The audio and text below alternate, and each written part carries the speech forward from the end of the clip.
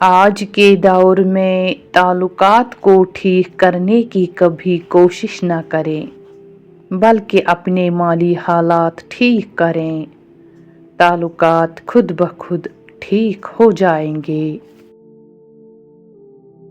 چھین کر کھانے والوں کا پیٹ کبھی نہیں بھرتا، بانٹ کر کھانے والے کبھی بھوکے نہیں سوتے۔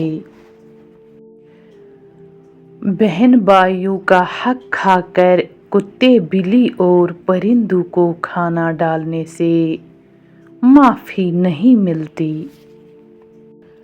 وقت اور دولت دو ایسی چیز ہیں جو انسان کے اختیار میں نہیں۔ وقت انسان کو مجبور اور دولت مغرور بنا دیتی ہے۔ حضرت علی رضی اللہ تعالی عنہ۔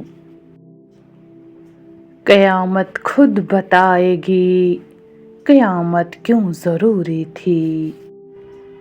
ہر جگہ بیٹھنا اور منہ مارنا کبھی کبھی مہنگا پڑ جاتا ہے۔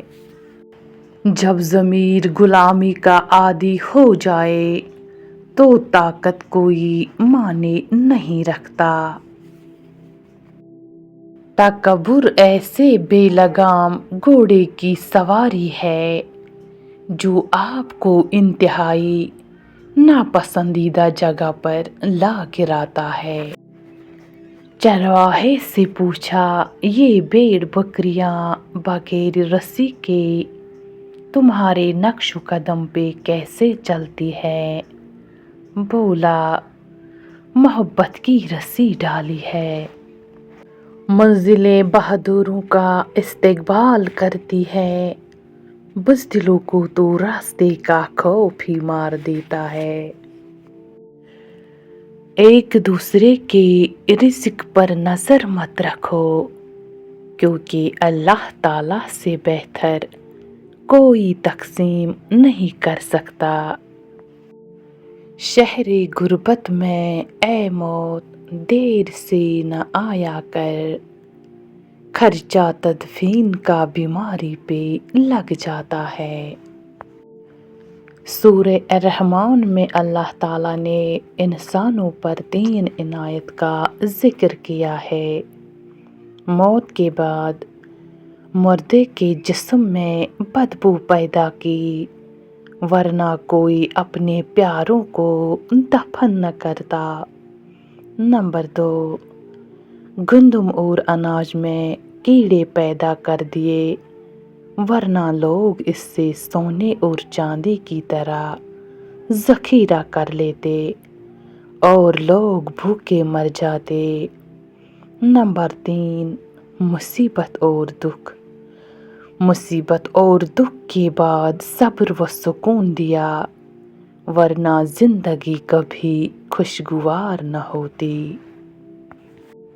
بیوی کی نسلیں۔ شوہر کے ماں باپ کی خدمت بیوی کے ذمہ نہیں، لیکن اگر بیوی سعادت سمجھتے ہوئے ان کی خدمت سر انجام دیتی رہے تو رب کی طرف سے بیوی کو اتنا صلہ اور اجر ملتا ہے کہ اس کی آنے والی نسلیں تک سنور جاتی ہے۔ 3 عورتوں کی طرف دیکھ کر اللہ مسکراتا ہے۔ پہلی خوبی پردہ ہے۔ پردہ کسی بھی خاتون کی ایسی خوبی ہے جو اللہ تعالیٰ کو بہت پسند ہے۔ دوسری خوبی جو اللہ کو بہت زیادہ پسند ہے وہ ہے اپنے شوہر سے ٹوٹ کر محبت کرنا۔ تیسری خوبی اللہ کے آگے جھکنا، رکوع کرنا، سجود کرنا۔ قرآن پاک پڑھنے والی عورت۔ جھوٹ کی بدبو عرش تک جاتی ہے۔